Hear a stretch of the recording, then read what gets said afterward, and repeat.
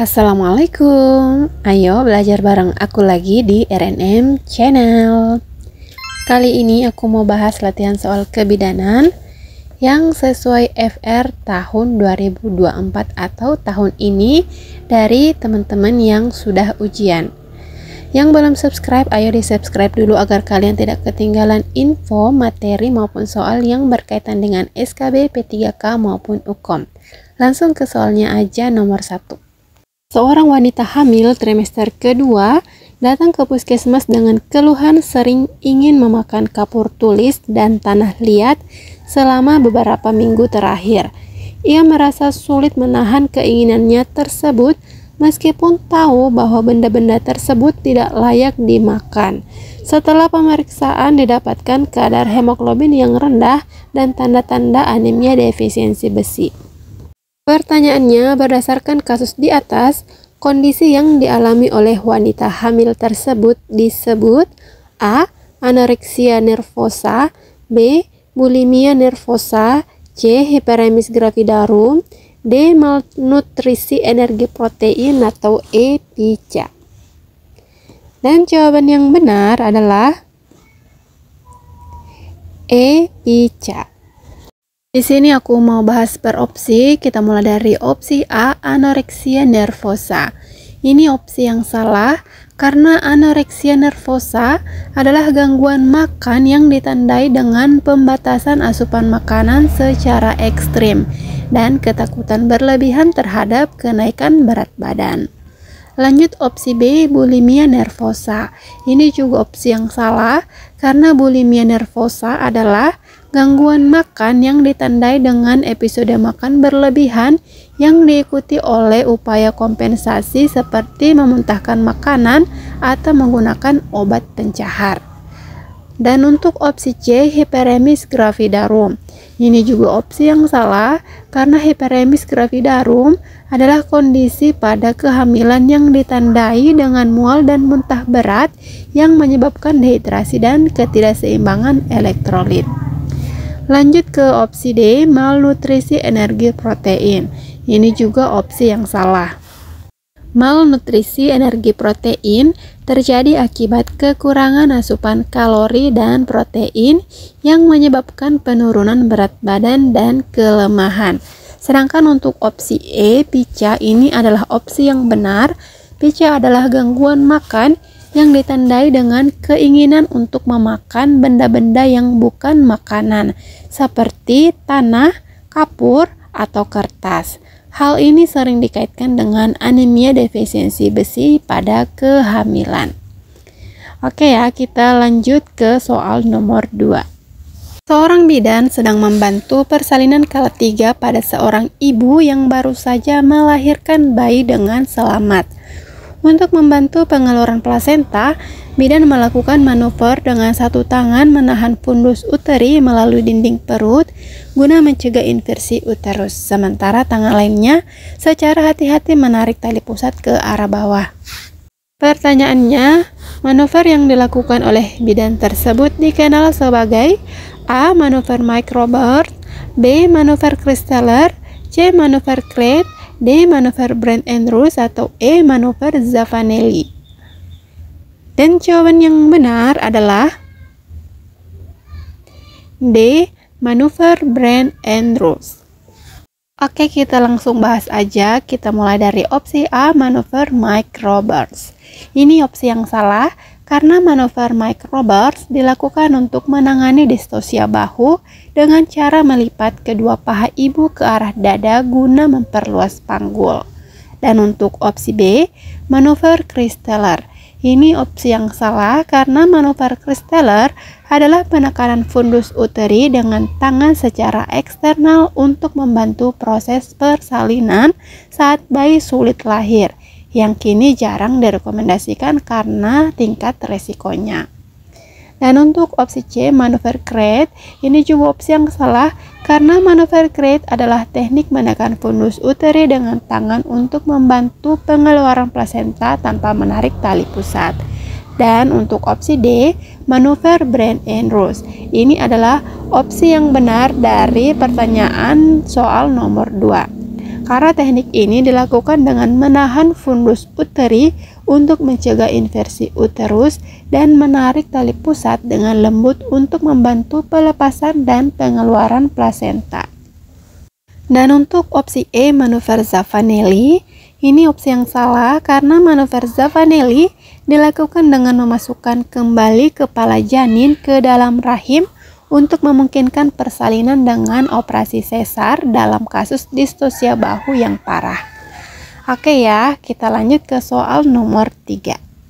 Seorang wanita berusia 45 tahun datang ke klinik dengan keluhan tidak dapat mencium bau apapun sejak mengalami flu berat 2 minggu yang lalu. Ia juga merasa bahwa makanan yang biasanya enak kini tidak lagi memiliki rasa. Setelah pemeriksaan, bidan mencurigai adanya gangguan pada indera penciuman yang menyebabkan hilangnya kemampuan mencium bau. Pertanyaannya, berdasarkan kasus di atas, gangguan yang paling sesuai dengan kondisi pasien adalah A. Hyposmia, B. Ageusia, C. Dysgeusia, D. Pantosmia, atau E. Anosmia. Dan jawaban yang benar adalah E. Anosmia. Langsung dibahas mulai dari opsi A, hyposmia. Ini opsi yang salah karena hyposmia adalah penurunan kemampuan mencium bau, tetapi pasien dalam kasus ini kehilangan kemampuan mencium sepenuhnya. Dan untuk opsi B, ageusia. Ini juga opsi yang salah karena ageusia adalah hilangnya kemampuan mengecap rasa, sementara masalah utama pasien adalah hilangnya kemampuan mencium bau. Untuk opsi C, dysgeusia.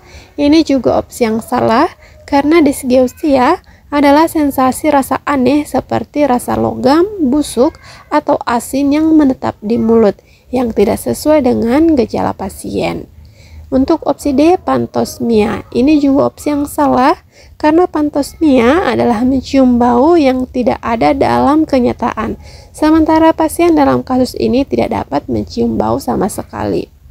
Dan untuk opsi E, anosmia, ini adalah jawaban yang tepat untuk soal nomor 3 karena anosmia adalah hilangnya indera penciuman sepenuhnya yang sesuai dengan keluhan pasien dalam kasus ini. Lanjut ke soal nomor 4.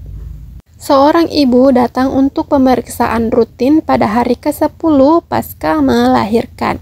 Ia melaporkan adanya cairan yang keluar dari jalan lahir dengan warna kuning kecoklatan, tidak berbau dan disertai lendir. Bidan menjelaskan bahwa ini adalah bagian dari proses normal penyembuhan rahim. Pertanyaannya, jenis lokia yang paling sesuai dengan kondisi ibu tersebut adalah A. Lokia rubra, B. Lokia sanguinolenta, C. Lokia serosa, D. Lokia alba, atau E. Lokia purulenta. Dan jawaban yang benar adalah C. Lokia serosa.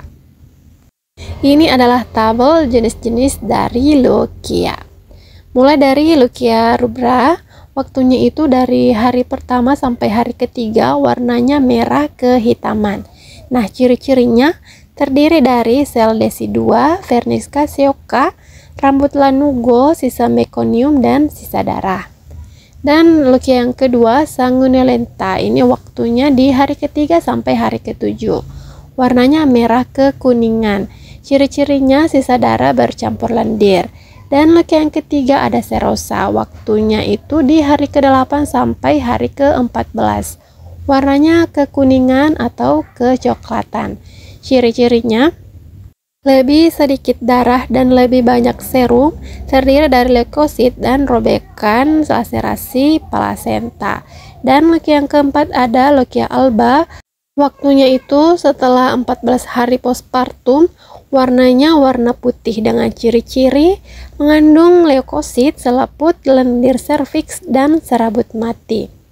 Dan ada juga dua jenis lokia yaitu purulenta dan lokia statis, di mana disebut dengan purulenta ketika lokia keluar cairan seperti nanah berbau busuk, dan istilah untuk lokia tidak lancar keluarnya disebut lokia statis. Oke ya, kita lanjut ke soal nomor 5. Seorang petugas posyandu sedang melakukan kegiatan rutin pelayanan kesehatan. Setelah balita ditimbang dan diukur tinggi badannya di meja 2, petugas selanjutnya mencatat hasil penimbangan dan pengukuran tersebut di dalam kartu menuju sehat atau KMS. Pertanyaannya, di meja berapakah pencatatan hasil penimbangan dan pengukuran balita dilakukan di Posyandu?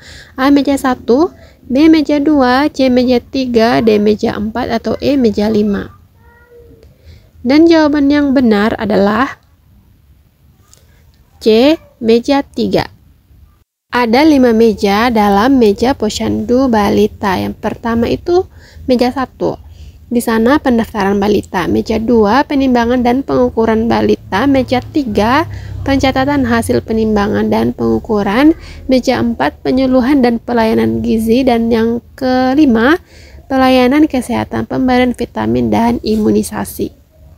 Udah selesai pembahasan soal kita kali ini. Semoga bermanfaat untuk teman-teman yang masih berjuang, dan untuk teman-teman yang pengen belajar melalui ebook dari RNM Channel, bisa langsung chat aja info ordernya di nomor 085656976628. Dan nomor itu bisa kamu gunakan juga untuk bagi kamu yang kesulitan untuk bergabung di grup diskusi kita yang ada di Telegram. Kamu langsung chat aja. Dan seperti biasa sebagai penutup, aku mau bacain salah satu kata bijak. Setiap langkah kecil yang terus diambil akan membawa kamu lebih dekat dengan tujuan. Oke, tetap semangat.